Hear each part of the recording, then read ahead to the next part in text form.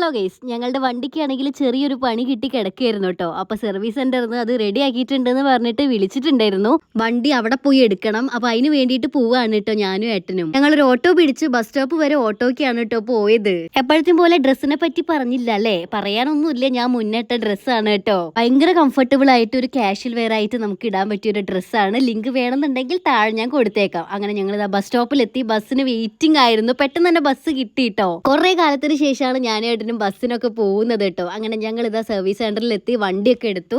അവിടുന്ന് ഒരു ചായയൊക്കെ കുടിച്ചിട്ടാണ് പോകുന്നത്. ലുലുമാൾ പോരുന്ന വഴിക്ക് ആയതുകൊണ്ട് ചുമ്മാ അവിടെ നിന്ന് കയറി, പക്ഷെ ഒന്നും മേടിച്ചില്ല കേട്ടോ. കുറച്ച് സമയം അവിടെ തിരിഞ്ഞു കളിച്ചു. പിന്നെ വണ്ടി എടുത്ത് നമ്മൾ നേരെ നാട്ടിലെത്തി. നാട്ടിലൊരു ഫാൻസിയിൽ ഒരു സാധനം മേടിക്കാൻ വേണ്ടി കയറിയതായിരുന്നു. പക്ഷെ ഞാൻ ഉദ്ദേശിച്ച സാധനം അവിടെ ഇല്ലായിരുന്നു. ഫ്രണ്ട്സിന്റെ അടുത്ത് പോകേണ്ട എന്തോ ആവശ്യമുള്ളത് കൊണ്ട് ഏട്ടൻ എന്നെ നേരെ വീട്ടിൽ കൊണ്ടാക്കി ഫ്രണ്ട്സിന്റെ അടുത്തേക്ക് പോയിട്ടോ.